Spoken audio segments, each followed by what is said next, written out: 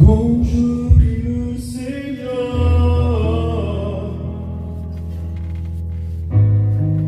nouvelle force nouvelle.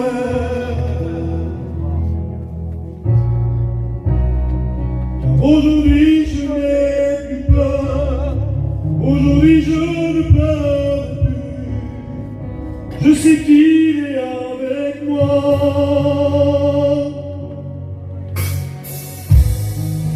Quand je prie le Seigneur, une nouvelle force me nouvelle. Car aujourd'hui je n'ai plus peur, aujourd'hui je ne pleure plus. Je sais qu'il est avec moi. Et quand il descend, les malades sont guéris, les chaînes sont brisées, dans le nom de Jésus.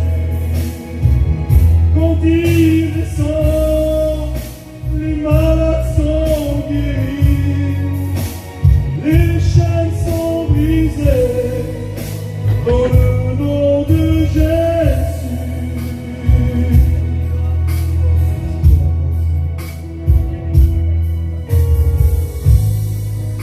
Quand je prie le Seigneur, de nouvelles forces me nouvelles.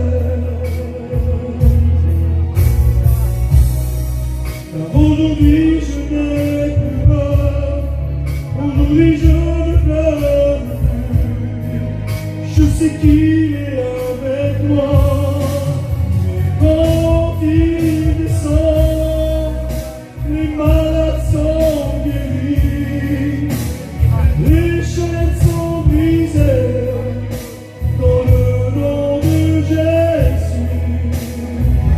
Quand il descend, les malades sont guéris, les chaînes sont brisées, dans le nom de Jésus.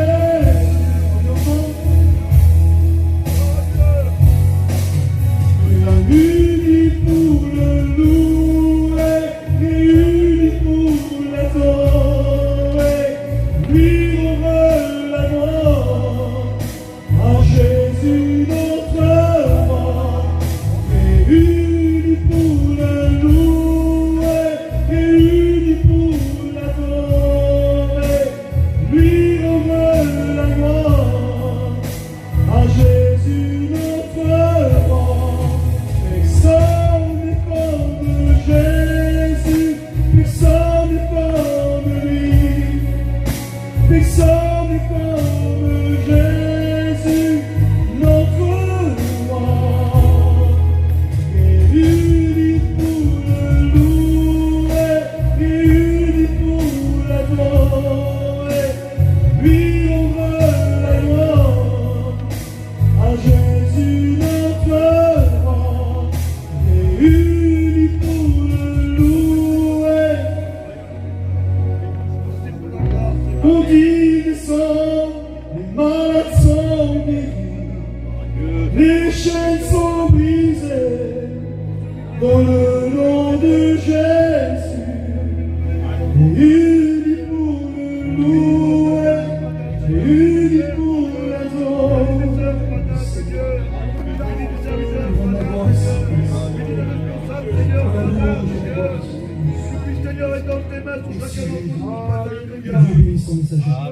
Vous savez que les cantiques, ils bénissent nos cœurs, mais le plus important, c'est la parole de Dieu. Gloire à Dieu. Je demandais à Boudji. Et puis c'est un message d'avertissement. Et puis, écoutez, je vais laisser faire le Seigneur, il sait tellement mieux faire que moi, lui. Il sait tellement comment il faut dire les choses, faire les choses. Et puis cette pensée, je vais essayer de vous l'apporter avec tout mon cœur en réalité. Mais je sais que le Seigneur va nous bénir. Amen. Parce que quand la parole est prêchée, elle fait du bien au cœur. Et puis c'est ça le plus important en réalité. On fait une lecture ensemble dans la parole de Dieu. Ça se trouve dans Luc 12 au verset 16. Il leur dit cette parabole. La terre d'un homme avait beaucoup rapporté. Et il raisonnait en lui-même, disant, que ferai-je? car je n'ai pas assez de place pour rentrer ma récolte. Voici, dit-il, ce que je ferai. J'abattrai mes greniers, j'en bâtirai de plus grands, et j'y amasserai toute ma récolte et tous mes biens. Je dirai à mon âme, tu as beaucoup de biens en réserve pour plusieurs années. Repose-toi, mange, bois et réjouis-toi. Mais Dieu lui dit, insensé, cette nuit même ton âme te sera redemandée. Et puis en réalité, vous savez, quand je lisais ce verset de la parole de Dieu, j'ai médité ce verset et puis je me suis rendu compte qu'il y avait plein d'erreurs. Et plein d'erreurs qu'on commettait nous aussi aujourd'hui. On est des chrétiens, on est des enfants de Dieu, on doit pas commettre ces erreurs. Enfin, vous savez, il y a des erreurs importantes qu'on ne fait pas, mais il y a des petites erreurs qui nous paraissent bien souvent insignifiantes. Et puis en réalité, ces erreurs-là, ils nous font du mal dans nos vies chrétiennes. Et puis avec la grâce de Dieu, je vais essayer de vous apporter ce que le Seigneur a mis sur mon cœur. Et puis c'est ce que j'ai mis moi. Il va commettre des erreurs, et puis quand on regarde le mot erreur, ça prend toute sa valeur là, parce que le mot erreur, ça veut dire ça. Acte de l'esprit qui tient pour vrai ce qui est faux et vice-versa. On est capable parfois dans notre vie chrétienne à se mentir à soi-même. On a écouté des dizaines de fois, puis vous l'avez écouté comme moi, parfois l'autre dire ça. Oui, mais lui là-bas, lui, il fait. On se justifie. On sait que c'est pas bon pour nous, on sait qu'on ne doit pas le faire, mais on se justifie. Oui, mais lui, il fait. Mais c'est pas une raison si lui, il est perdu. Faut pas que tu sois perdu, toi. C'est pas parce que l'autre le fait qu'on doit faire. Et aujourd'hui, on est capable à se mentir à soi-même. On est capable de faire des choses et puis de croire que c'est vrai ce qu'on fait. Alors que le Seigneur ne nous demande pas de faire ces choses-là. Et puis là, quand on lit cette histoire, on va voir qu'il va commettre des erreurs. Et puis pas qu'une erreur, il va commettre plusieurs erreurs. Et puis en réalité, j'aimerais, avec la grâce de Dieu, qu'on puisse prendre en considération la parole de Dieu. Et puis faire attention à ce qu'on fait.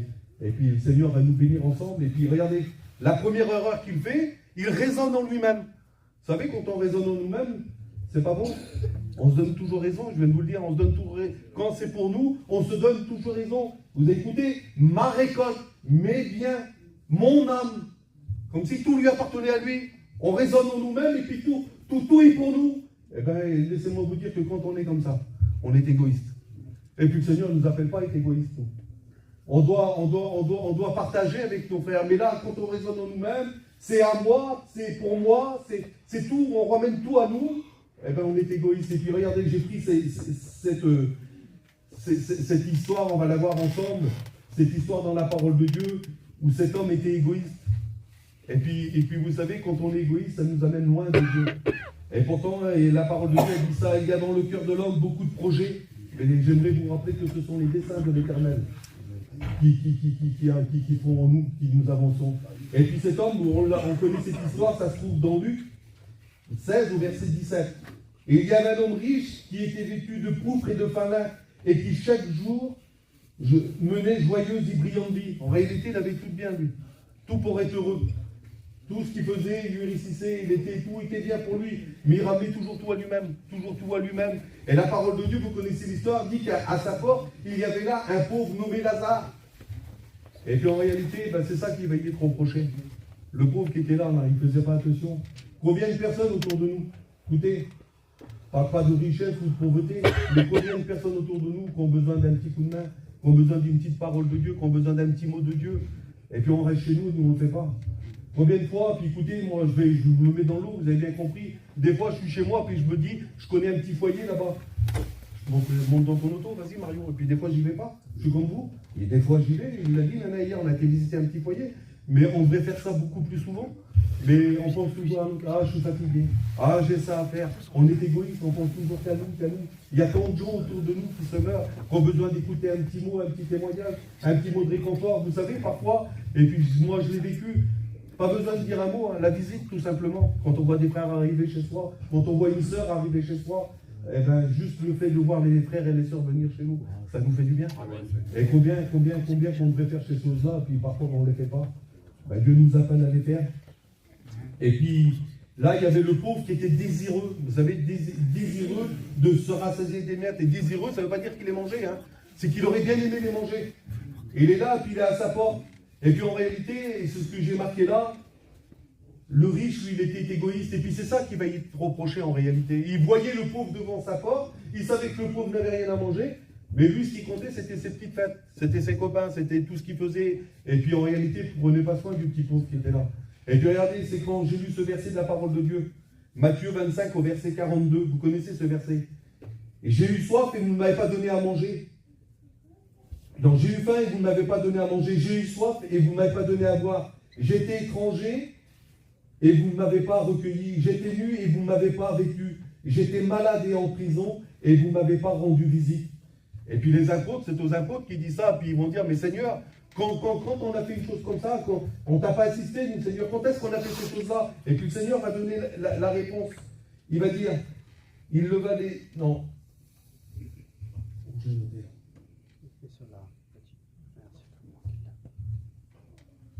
faut juste tourner la page.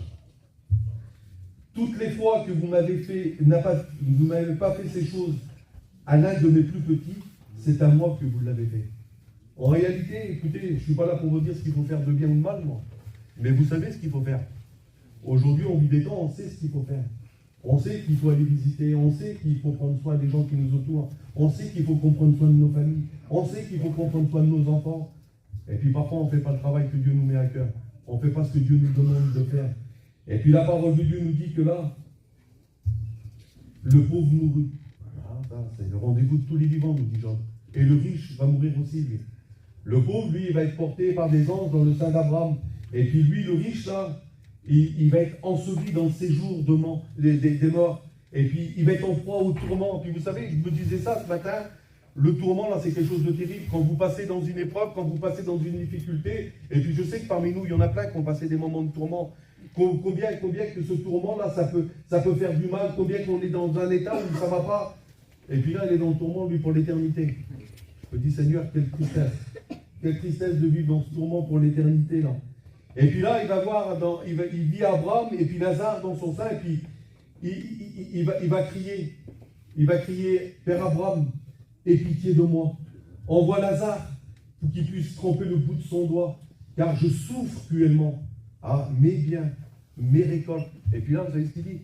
Je souffre. Et oui, là, c'est lui qui souffre à ce moment-là. Il n'a pas fait ce qu'il aurait dû faire quand il était sur cette terre. Et puis là, il souffre cruellement.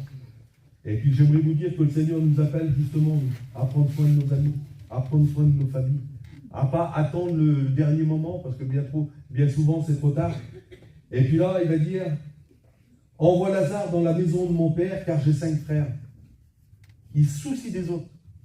Il va se soucier un moment, il va se soucier de sa famille. Ben, j'aimerais vous dire que c'est trop tard. C'est trop tard quand on est dans ce lieu de perdition, c'est fini. On ne peut plus se soucier de sa famille, c'est trop tard. Et puis aujourd'hui, ben, il n'est pas trop tard. La porte de la grâce, elle est toujours ouverte. Amen. On doit se soucier des gens qui nous entourent. On doit se soucier de nos enfants qui se perdent dans le monde. Vous savez, moi j'ai une petite, c'est la meilleure petite du monde. J'y parle des choses de Dieu, mais voilà. Ça ne fait rien du tout, c'est pas plus... Et puis des fois je souffre, je me dis Seigneur, son mari c'était un chrétien, aujourd'hui il ne vient plus à la réunion, il est rétrograde. Je me dis combien c'est difficile. Et puis on leur parle, on essaye avec nos faibles mots, parce qu'on n'a pas toujours les mots. Vous savez, quand ça concerne vos enfants ou vos familles, c'est pas toujours facile. Mais on essaye quand même. Même si c'est pas facile, j'écoute souvent, on dit on n'est pas prophète dans sa famille. Oui, mais c'est pas parce que tu n'es pas prophète qu'il ne faut pas que tu vas dire un mot à tes parents ou à tes enfants. On n'est pas prophète dans sa famille, c'est un fait. Mais ça ne nous empêche pas d'essayer. Le Seigneur nous demande d'essayer, apporter un petit mot. Et puis là, lui, il va se soucier de ses 5 frères. Ben oui, c'est trop tard. Bien sûr que c'est trop tard. Abraham répondit, ils ont Moïse et les prophètes, qu'ils les écoutent. Et puis, tout comme le riche, en réalité, le riche insensé de la première histoire, là, ben, il était égoïste. Attendons pas, frères et sœurs, écoutez, je vais le dire comme ça. Attendons pas que les gens que nous aimons, vous avez écouté tout à l'heure, Nana, que les foyers tombent, qu'il est trop tard, qu'ils repartent dans le monde. Quand vous voyez un petit foyer qui a besoin d'un petit mot de Dieu, ben, montez avec votre compagne dans votre voiture, allez le visiter. Allez y apporter un petit mot de Dieu. Attendons pas qu'il soit trop tard. Attendons pas que la catastrophe est arrivée, qu'ils soient repartis dans le monde. Non, allons les aider. C'est ce que le Seigneur nous demande ce matin. Et puis là, j'ai mis ça, moi. 1 Timothée 6,18. Recommande-leur de faire le bien. C'est ce que le Seigneur nous demande de faire. Et faire le bien, ben écoutez, c'est d'aller visiter. D'être riche en bonnes œuvres. D'avoir de la liberté, de la générosité, et de s'amasser ainsi pour l'avenir un trésor placé sur le fondement solide, afin de saisir la véritable vie. C'est ce que le Seigneur nous demande. De prendre soin de nos enfants, de prendre soin de nos familles, d'être généreux. Travailler dans l'œuvre de Dieu, c'est important, travailler dans l'œuvre de Dieu. Vous savez, on fait des réunions avec les copains autour de Rennes, c'est important. C'est un travail que Dieu nous demande de faire, et il faut qu'on prenne soin de ce que Dieu nous demande de faire. Et puis, ben, pour certains qui sont là, il y en a une petite équipe qui vient avec nous, des chrétiens qui viennent avec nous, et bien ils sont engagés en même titre que nous, ils viennent et puis ils nous aident. Eh bien, faisez ce que le Seigneur vous demande de faire. Si c'est de la visite, faites-le. Si c'est de la prière, faites-le. Je ne sais pas ce que le Seigneur t'a demandé cette semaine. Peut-être que le Seigneur a parlé à ta vie, à ton cœur dans la semaine, là, et puis tu n'as pas pris garde à ce que le Seigneur t'a dit. Eh bien, le Seigneur il te demande de prendre garde. Si tu dois aller faire une petite chose pour Dieu, fais-la ce matin. Que Dieu soit béni. Et il y a dans le cœur de l'homme beaucoup de projets, mais ce sont les desseins de l'Éternel qui s'accomplissent. Il a toujours, en réalité, il a toujours le dernier mot. Il a toujours le dernier mot pour chacun d'entre nous. Ne soyons pas égoïstes, frères et sœurs. Pensons aux gens qui nous entourent. Pensons à nos enfants, pensons à nos familles, aux gens qui passent par le problème, qui passent par la difficulté. Vous le savez mieux que moi, puis les frères le savent, on n'a jamais vu tant de problèmes, on n'a jamais vu tant de gens autant découragés autour de nous. Partout où on va, dans les campings, partout où on fait des réunions, les gens sont découragés, les gens sont sans force, les gens ont du mal à avancer. La maladie, on n'écoute que ça autour de nous, là-bas c'est malade, là-bas c'est malade. Il y a tant de gens qui ont besoin autour de nous. Soyons des hommes et des femmes de Dieu. Apportons un petit mot autour de nous. Encourageons-nous les uns les autres. On s'encourage et puis allons visiter les petits foyers autour de nous qui se perdent. Gloire à Dieu. Et puis la deuxième erreur qu'il va faire, eh bien, j'ai mis là moi. Tout m'est bien. Vous savez, comme si que tout lui appartenait. Eh bien, on oublie parfois aussi, frères et sœurs, écoutez, je vais le dire avec mes mots comme ça, on oublie parfois que c'est Dieu qui nous a donné. Tout ce que nous possédons, que tu sois riche, que tu sois moins riche, que tu sois pauvre, tout ce que tu possèdes te vient de Dieu. Et puis bien souvent, écoutez, on a tendance à l'oublier, nous. On compte sur nos propres forces, on compte sur notre propre vaillantise. Et puis, vous savez, moi, j'étais un garçon, avant de me convertir, j'étais pas bien riche, hein, j'avais ce que j'avais. Mais vous savez ce que ça faisait? Ça faisait ma fierté, ça, moi. J'étais fier de ça. Quand on est dans le monde, on est fier de ces choses. Moi, je ne dois rien à personne. Voilà ce que je disais. Ce que j'ai, c'est moi qui l'ai gagné. Je ne dois rien à personne. Et aujourd'hui, moi, je ne suis plus quelqu'un du monde. Je suis un enfant de Dieu. Et un enfant de Dieu, ce que j'ai, c'est Dieu qui me l'a donné. Amen. Et c'est ça le plus important. Et puis, on a tendance à l'oublier parfois, frères et sœurs. Et puis, j'ai pris, vous savez, j'ai mis ce verset de la parole de Dieu, Ecclésiaste 3,13, regardez. Mais si un homme mange et boit et jouit du bien-être au milieu de tout son travail, c'est un don de Dieu. Mais bien sûr, tout ce que j'ai, si je l'ai, c'est parce que Dieu me l'a donné. Amen. Alors que je n'oublie pas, ne soyons pas des auditeurs oublieux, tout ce que nous possédons, ça nous vient de Dieu. Amen. Et puis en réalité, tout ce que nous possédons, c'est pour Dieu.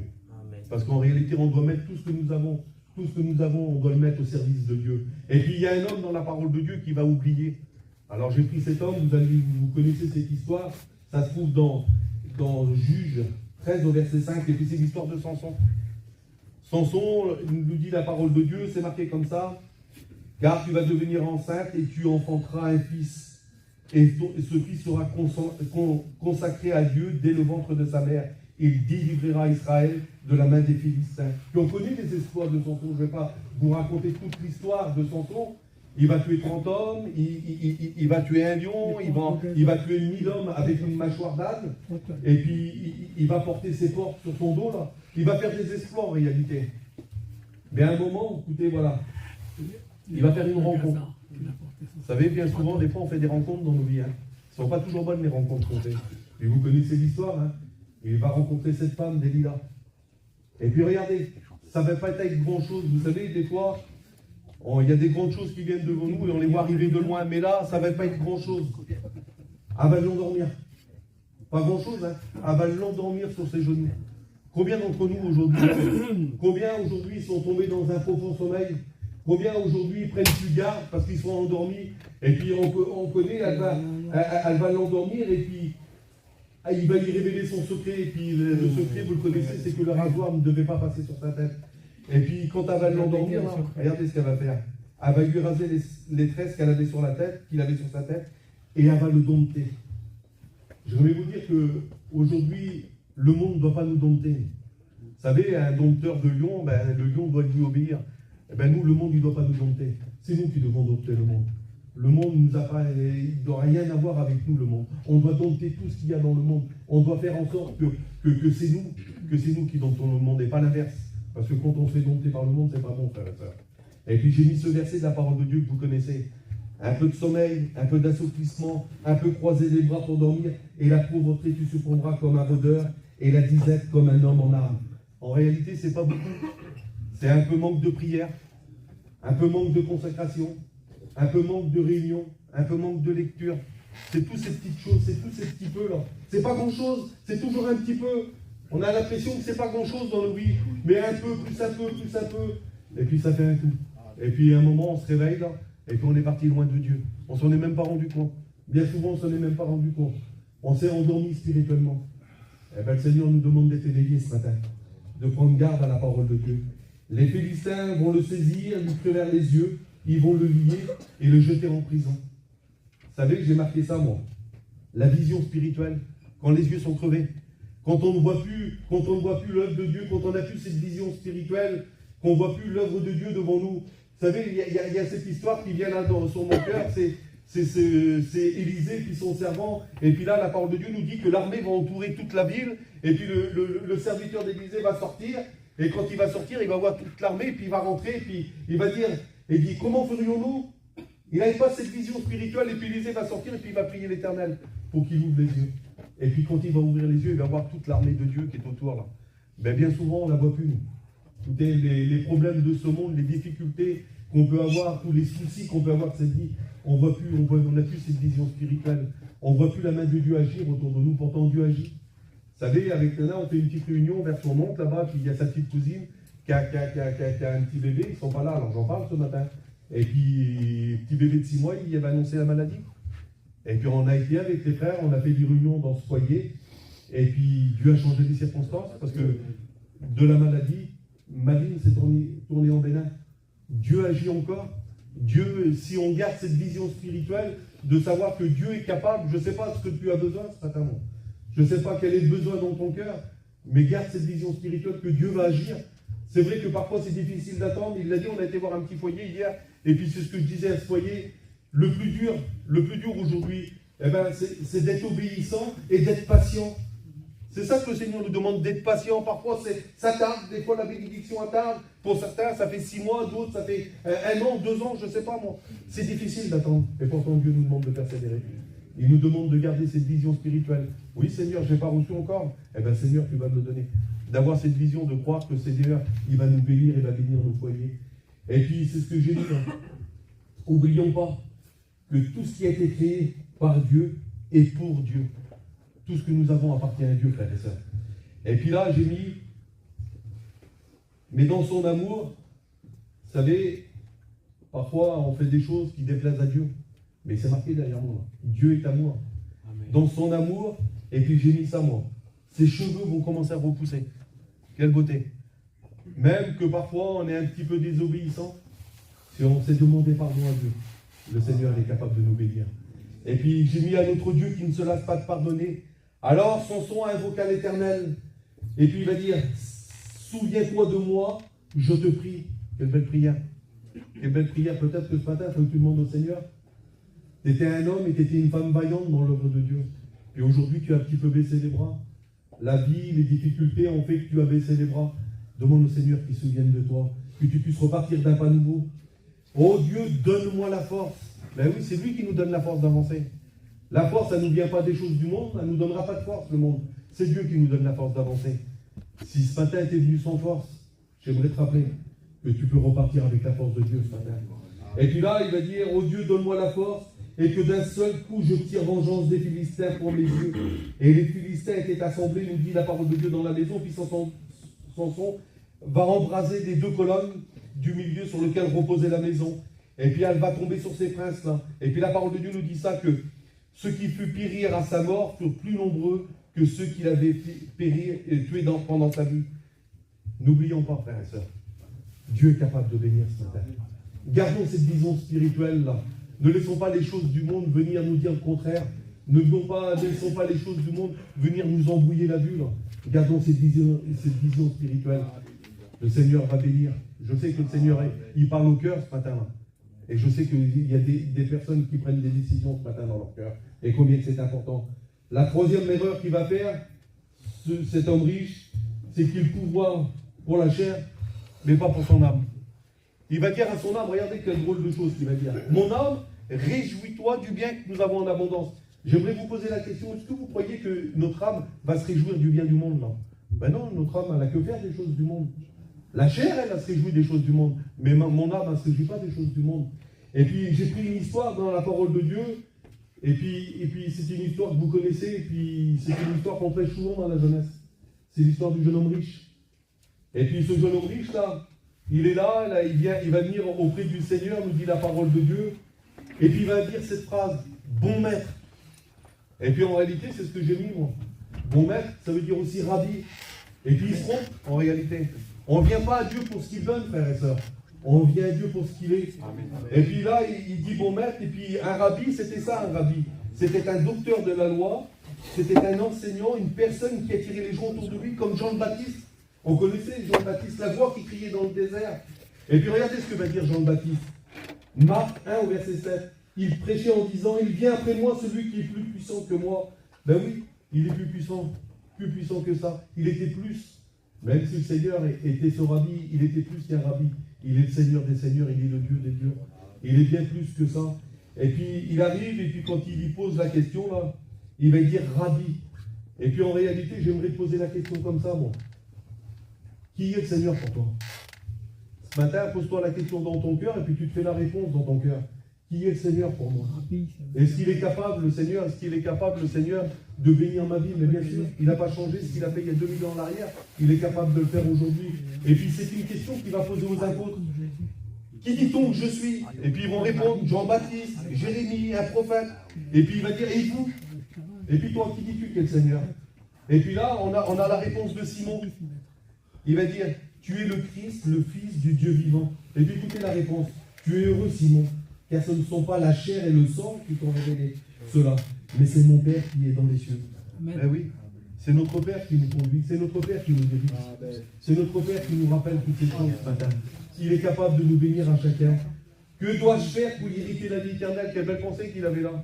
Ben oui, aujourd'hui on sait ce qu'il faut faire. Même si nous vous prêchons la parole de Dieu aujourd'hui, vous venez, il y a des réunions qui sont faites toute la semaine en réalité. Vous savez ce qu'il faut faire aujourd'hui pour hériter la vie éternelle. Et puis lui, il va y citer, vous savez, il va y citer des commandements, et puis il y a un commandement qu'il ne va pas y citer. Et puis il est important en réalité ce commandement-là. Tu n'auras point d'autre Dieu devant ta face. Vous connaissez le Dieu qu'il avait devant sa face, ce jeune homme riche là, hein? C'est pour ça qu'on l'appelle le jeune homme riche. C'était les choses du monde en réalité. C'était les choses du monde qui mettaient devant lui là. Et puis il faisait passer le Seigneur après. Vous savez, le Seigneur dans une vie, quand il vient dans une vie, il ne veut pas prendre la deuxième place, encore moins bien la troisième place, vous avez bien compris. Hein. Quand le Seigneur vient dans une vie, il veut prendre la première place, et puis que toutes ces choses restent derrière nous. Et puis ce jeune-là, écoutez, il avait pris cette décision, puis il aimait les choses du monde. Mais regardez, c'est ce que j'aime dans la parole de Dieu. Malgré que le Seigneur va savoir qu'il va prendre une mauvaise décision. Là. Et Jésus le regarda, et puis il l'aima. On ne peut pas l'empêcher de nous aimer. On ne peut pas l'empêcher, le Seigneur.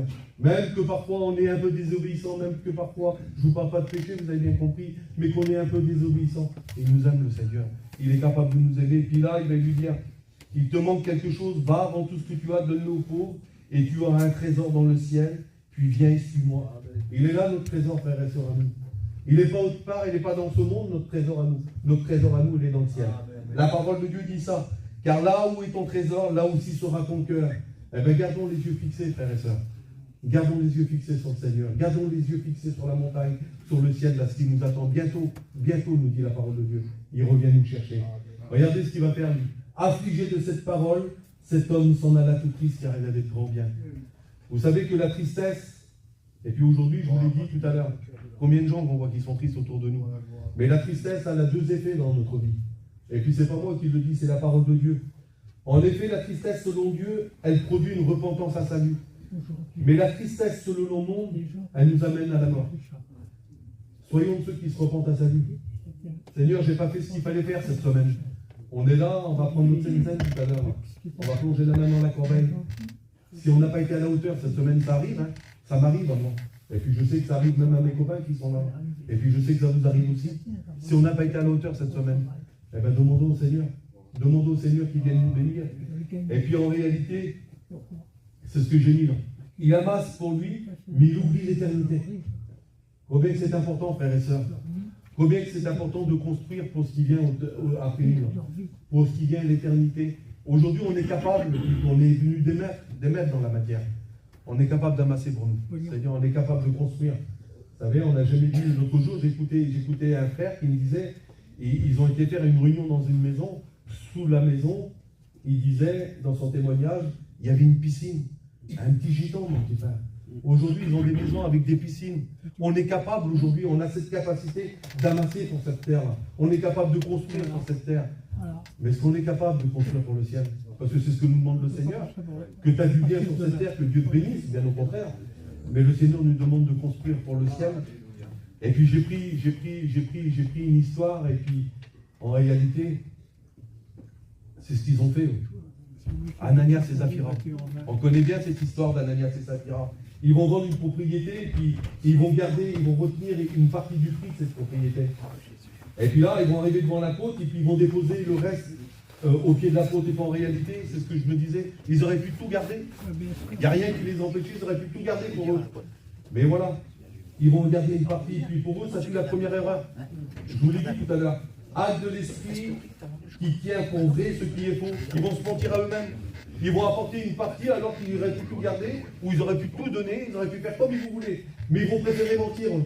Ils vont approcher, puis Pierre va lui dire, Ananias, pourquoi Satan a-t-il rempli ton cœur? Et je me disais, Seigneur, on est des chrétiens, nous, Satan ne doit pas remplir notre cœur à nous. Mais pourtant là, on voit. Satan avait rempli leur cœur. Et puis au point que tu montes au Saint-Esprit et que tu aies retenu une partie du prix du champ. Regardez ce que dit Matthieu. Ne vous amassez pas des trésors sur la terre où la teigne et la rouille les détruisent, où le voleur perce et dérobe. Peu importe, Seigneur. Demandons au Seigneur qui nous aide ce matin. Amen. De ne pas amasser sur cette terre, de ne pas grandir dans les biens de cette terre, mais de grandir plutôt dans les biens spirituels, d'avoir cette pensée de l'éternité. Ecclésiaste, il dit vanité des vanités, tout est vanité et poursuite du vent. Ça ne sert à rien en réalité. Ça ne sert à rien de construire sur la terre. Ce qu'il nous faut, c'est construire pour le ciel. Et puis j'ai mis là, comment as-tu mettre dans ton cœur un pareil dessein?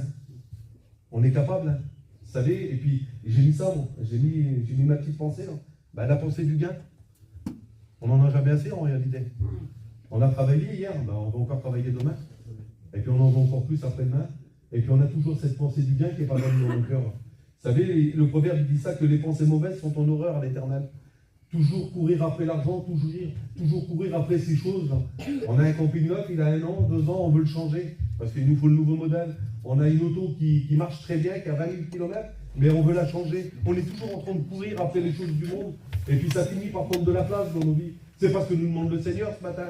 Il nous demande d'être riche en lui. Et puis là, j'ai mis ça moi. Celui qui est avide de gain trouve sa maison. Ben oui. Toujours à courir après l'argent, et puis la compagne, et puis on peut les mettre dedans, les compagnes. À pousser le mari à aller chiner, à pousser le mari à faut faire ci, il faut faire ça. Et puis le mari, lui, ben, au lieu d'aller chiner une fois, il y va 2 fois par jour maintenant, lui. Mais les choses de Dieu, là, elles sont où à ce moment-là? Où c'est qu'on met les choses de Dieu à ce moment-là? Le Seigneur nous appelle à travailler pour lui. Ce n'est pas à des hommes que tu as menti, mais c'est à Dieu. Et puis j'aimerais vous rappeler que l'Éternel a en horreur le mensonge. Et puis que le diable, c'est pas moi qui le dis, c'est Jean 8, 44. Le diable est le père du mensonge. Ananias entendu ces paroles, et il tomba et il expira. 3 heures plus tard, sa femme entra. Pierre lui dit, est-ce à ce prix que vous avez vendu ce champ? Oui, c'est à ce prix. Vous vous êtes accordé pour tenter l'Esprit du Seigneur. On doit pas être en accord avec les choses du monde. Je vous le dis en réalité. On doit être en accord avec la parole de Dieu. On ne doit pas être en accord avec les choses du monde. Là, elles étaient accordées tous les deux pour les choses du monde. Là. La parole de Dieu nous dit qu'elle tombera et expirera aussi. Soyons pas en accord pour les choses de la terre, mais soyons en accord avec la parole de Dieu. Attachez-vous aux choses d'en haut et non à celles qui sont sur la terre. Combien que c'est plus important, frères et sœurs? Les choses du ciel, les choses bientôt, la parole de Dieu nous dit, bientôt il revient nous chercher. Il est parti nous préparer une maison dans le ciel. Là. Une maison comme j'ai pas de terrain, moi j'ai pas de maison. Mais je sais qu'il est parti me préparer une maison. Bon. C'est plus important ça. De savoir que dans le ciel j'ai une maison et que je dois travailler sur cette terre pour hériter de cette maison-là. Alors oui, je veux travailler pour Dieu. Alors j'ai mis ça, écoutez, on va finir avec ça. Hébreux 2 au verset 3. Regardez ce qu'il dit. Comment échapperons-nous en négligeant un si grand salut? Alors je vais reprendre tous les petits points que je vous ai donnés là. En étant égoïste, je sais comment. Jean 13 au verset 34, il dit ça. Je vous donne un commandement nouveau, aimez-vous les uns les autres comme je vous ai aimé. C'est comme ça. C'est comme ça qu'on continue pour Dieu. Comment échappons-nous à un si grand salut en oubliant que Dieu nous a tout donné? Non. Là, Ecclésiaste 3,13. Mais si un homme mange, boit et jouit du bien-être au milieu de tout son travail, c'est un don de Dieu. Rappelons-nous de ce que nous possédons appartient à Dieu, frères et sœurs. Et puis j'ai mis là, en nourrissant plus notre chair que notre âme? Non. Deutéronome, l'homme ne vit pas de pain seulement, mais l'homme vit de tout ce qui sort de la bouche de l'Éternel. Et puis j'ai mis ce petit verset en dessous, ça c'est pour nous ce matin. Je suis le pain vivant descendu du ciel. C'est de ce pain-là qu'on a besoin ce matin. Pas le pain qui va nourrir notre chair, on n'en a que faire ce pain-là. Mais le pain qui descend du ciel, celui qui est capable de rassasier ton âme, qui est capable de te donner de la force, qui est capable de te faire avancer dans ta vie chrétienne. C'est de ce pain-là que nous avons besoin. En avançant sur cette terre au point d'en oublier l'éternité, eh bien non, Romain dit ça. Ne vous conformez pas au siècle présent, mais discernez quelle est la volonté de Dieu. Et puis ce matin, là, écoutez, c'est dimanche. On va participer à la Sainte Seine tout à l'heure. Et puis j'aime ce verset, moi, de la Sainte Seine. On va se présenter devant Dieu. Que chacun, là ça nous concerne à chacun. C'est pas toute l'assemblée, mais c'est toi, c'est toi, c'est toi. Que chacun s'éprouve soi-même. J'ai pas besoin, moi je suis pas là pour juger qui que ce soit, vous avez bien compris. Je ne juge pas mes frères et je ne juge pas mes sœurs. Mais que chacun s'éprouve soi-même. Et qu'il ne se prive pas de la bénédiction. Ben, ce matin, la parole de Dieu, je ne sais pas si elle t'a parlé. En réalité, moi, je vais vous le dire.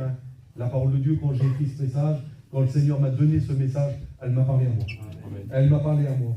Et puis, alors que chacun s'examine soi-même ce matin. Alors oui, écoutez ce que nous demande le Seigneur. C'est simple. Aimons-nous les uns les autres. Tout ce que nous possédons, c'est un don de Dieu. Nourrissons notre âme avec le pain qui est descendu du ciel. Et amassons-nous des trésors dans le ciel. C'est pas bien compliqué ce matin. La parole de Dieu, elle a été prêchée simplement.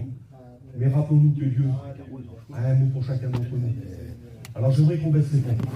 J'aimerais qu'on puisse commencer à rentrer dans la communion du Seigneur. De nous rappeler qu'il faut travailler encore plus pour Dieu. De nous rappeler qu'il faut arrêter de s'amasser des choses sur cette terre, mais amasser des trésors dans le ciel. Et qu'on puisse prier le Seigneur. Seigneur, je